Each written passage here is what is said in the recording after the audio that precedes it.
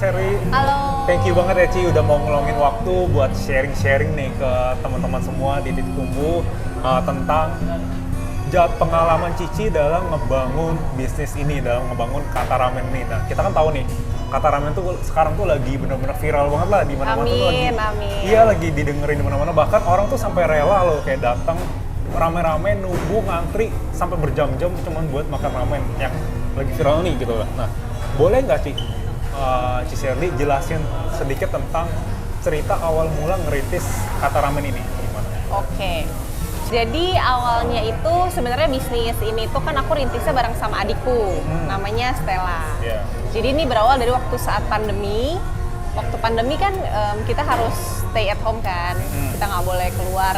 Restoran-restoran tuh tutup gitu. Nah, ada satu masa aku lagi sama adikku, terus aku bilang lah sama adikku, pengen makan ramen tapi kok restoran ramen semuanya tutup ya gitu. Nah, adikku ini tuh memang hobi ngulik-ngulik resep lah. Nah, akhirnya aku bilang, "Dek, kita ini yuk kita ngulik resep-resep ramen buat dimakan di rumah nih, karena restoran ramen kan tutup kan waktu itu." Ya, gitu ya. Ya udah, akhirnya ngulik resep ramen. Terus akhirnya menemukanlah satu resep yang kayaknya nih oke. Terus aku bilang lah ide bisnisku. Aku berpikir kayak gimana kalau kita jual frozen aja ya online. Karena kan pasti nggak cuma aku yang kangen makan ramen kan gitu. Pasti banyak orang-orang yang kangen makan ramen. Nah, akhirnya oh iya boleh juga tuh. Ya udah, akhirnya kita bikin lah konsepnya. Waktu itu aku bener-bener mau ini terkonsep gitu. Aku bikin lah waktu itu ada satu brand waktu itu bukan Kata Ramen, belum jadi Kata Ramen. Jadi aku bikin konsepnya, gimana cara packagingnya, pengirimannya dan lain-lain. Nah, itu melalui proses yang berkali-kali aku harus sama adikku revisi sampai akhirnya kita bisa lah kirim-kirim secara online gitu, dalam bentuk frozen ya. Dan ternyata antusiasnya tuh baik gitu. Jadi orang-orang yang tadinya udah beli tuh beli lagi sampai kayak setiap kali aku buka PO tuh pasti beli. Akhirnya semangat lah tuh. Setelah itu kita ngelihat nggak sengaja adikku ini Stella lihat iklan di IG muncul iklannya Kulo Startup. Gitu. Nah, Kulo Startup ini ngadain lomba gitu kan, ngadain lomba. Akhirnya kata adikku, mau ikutan ini nggak? Terus aku bilang, nggak bakalan menang. Aku bilang gitu kan. Terus kata adikku nggak apa-apa lah, ikut aja iseng-iseng. Akhirnya dimasukin datanya. Terus kita kayak coba-coba doang gitu, nggak nyangka ternyata masuklah 100 besar. Masuk 100 besar, kita suruh kirim sampel makanan. Setelah itu long story short, kita masuk sampai ke 10 besar, sampai kita harus live cooking, kita masak langsung ramennya di depan para juri, terus 3 besar yang akhirnya kita dinyatakan sebagai pemenang. Nah, disitulah Kata Ramen berawal. Gitu. Keren banget.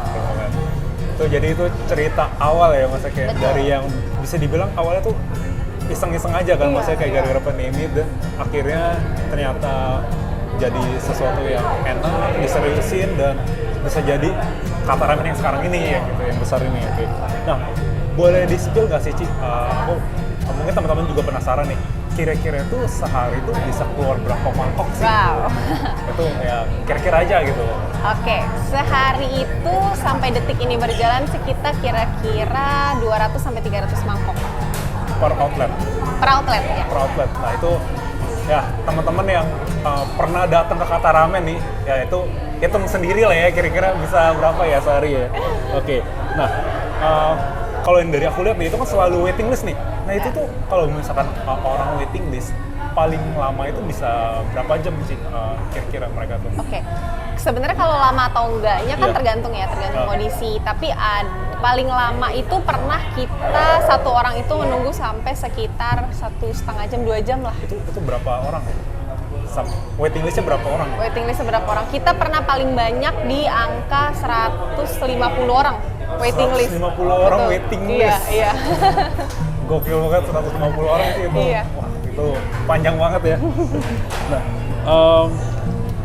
bisnis yang berhasil itu aku percaya pasti ada dia tuh punya kelebihan, maksudnya kayak kelebihan dari yang lain-lain nih.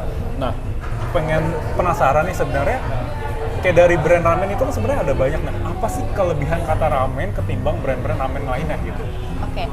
Kalau kelebihan kata ramen sendiri, yang pertama menurutku kata ramen ini adalah satu-satunya restoran yang menyajikan ramen tuh kualitasnya mahal, bahan-bahannya juga semua dipikirin bener-bener, nggak bahan yang asal. Karena kita bener-bener dari awal sebelum ada kata ramen ya, waktu aku masih jualan online itu, aku sama adikku tuh nguliknya bener-bener sampai sedetail itu, sampai bener-bener harus pakai bahan ini, kayak bahan ini kurang, bahan ini kurang. Tapi kita jualnya tuh dengan harga yang terjangkau banget nih gitu. Start 30 ribuan dengan ramen yang sekelas itu gitu, sekelas kata ramen sih itu menurut aku best deal banget sih gitu. Itu kelebihannya kata ramen sih. Selain itu juga karena kita prepare-nya bener-bener detail, sampai yang kita tuh mikirin tuh apakah bahan-bahan ini akan acceptable di para customer atau enggak gitu, sampai sedetail itu, jadi bisa menghasilkan ramen yang enak dan dicintainya secara kontinu lah. Gitu. Berarti sebenarnya maksudnya kualitas bahan tuh benar-benar penting banget ya, maksudnya kayak mungkin ini bisa jadi masukan lah ya buat teman-teman yang mau merintis bisnis F&B gitu kan. Kalau misalkan mau bikin F&B itu ternyata kita tuh nggak boleh ngeremehin bahan lah ya, maksudnya karena bahan tuh kualitasnya beda dikit aja tuh rasanya tuh bisa beda banget dan bisa mempengaruhi mungkin kepuasan dari customer gitu kan. Betul, jangankan bahannya ya, bahannya sama aja tapi kalau cara masaknya beda dikit aja itu udah beda rasanya. Makanya benar, sebenarnya ya cukup kompleks lah ya untuk dunia F&B ini. Iya, dan di awal-awal tuh aku bener-bener semua tuh aku mintain kritik dan saran. Semua customer, semua teman-teman aku yang beli tuh aku tanya, ada kritik nggak? Kalau ada kritik, kita akan ulik lagi resepnya sampai segitunya. Pantes sih, nggak heran bisa sebesar ini sih. Alhamdulillah. Oke. Nah, selama ngelitis bisnis nih, ngomongin kesuksesan, pasti di balik kesuksesan tuh pasti ada struggle dan challenge-nya lah yang masa sampai suatu bisnis itu bisa berhasil, sampai kata ramen bisa berhasil. Nah, sebenarnya apa sih struggle yang Cisherly dan mungkin tim alamin selama di kata ramen ini? Gitu? Wah, banyak ya, struggle-nya sih banyak banget. Dari awal aku merintis, itu aku sama adikku tuh bener-bener sampai begadang-begadang, kejar kiriman, pokoknya besok pagi harus ngirim kan. Itu bener-bener sampai nggak tidur nih, sampai jam 5 kita bungkusin, kita masukin bumbu-bumbunya. Terus selain itu juga bahkan kita pernah, karena kita ngerasa kalau orang beli ramen kita dengan harga segini dan harus bayar ongkir, misalnya dia jauh ya, harus bayar ongkir 50.000, Grab kan harus instan atau same day kan, gitu. Itu kayaknya terlalu berat, akhirnya kita mutusin buat kita keliling Jakarta buat nganterin ramennya. Jadi kan kita biasanya di Bekasi nih, terus aku anterin ke Ciledug, aku anterin ke Ciputat, atau aku keliling Jakarta sama adikku aku anterin sampai pulang ke tengah malam. Terus begitu ada kata ramen ini, di awal tuh aku sama adikku bener-bener harus terjun, yang sampai cleaning meja itu juga aku sama adikku, jadi waiter juga, cuci piring juga, ngadepin waiting list, semuanya deh. Kita udah ngerasain semuanya dari bawah, benar-benar kita lakuin semuanya gitu. Oke, tuh dengerin tuh, walaupun Cisherly nge-lead kata ramen ini, tetap aja kayak bukan berarti walaupun kayak kita nge-lead tapi kita nggak mau ngerjain hal-hal misalnya kayak ngelap meja dan sebagainya ya. Mungkin ya itu hal-hal yang kadang tuh kita ngeliatnya, wah kita pemimpin nih, kita nggak mau ngerjain itu gitu. Justru sebaliknya kayak kita sebagai pemimpin tuh kita harus bisa kayak, kalau bisa tuh kita harus bisa backup semuanya lah ya, maksudnya jangan kayak terpaku suatu hal doang. Iya, gitu. iya. Itu keren banget sih Cik. Ternyata Thank you. kayak sampai dari awal banget tuh sampai kayak keliling-keliling, kayak udah malam masak, terus besoknya keliling lagi. Wah itu keren banget. Oke. Nah, teman-teman di Titik Temu tuh banyak banget yang mereka tuh kayak baru masih umur 20-an, mereka lagi berusaha lah, mungkin kayak pengen merintis bisnis atau sebagainya, tapi mungkin mereka tuh masih kayak bingung lah, maksudnya nggak tahu mau ngapain.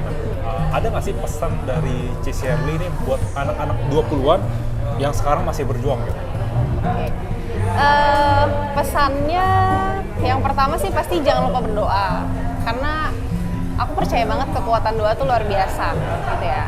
Bukan cuma doa sendiri tapi juga doa dari orang-orang terdekat, dari orang tua terutama, itu luar biasa sih. Jadi sebelum melakukan apa-apa minta restu dulu lah sama orang-orang terdekat lah, terutama orang tua, itu pertama.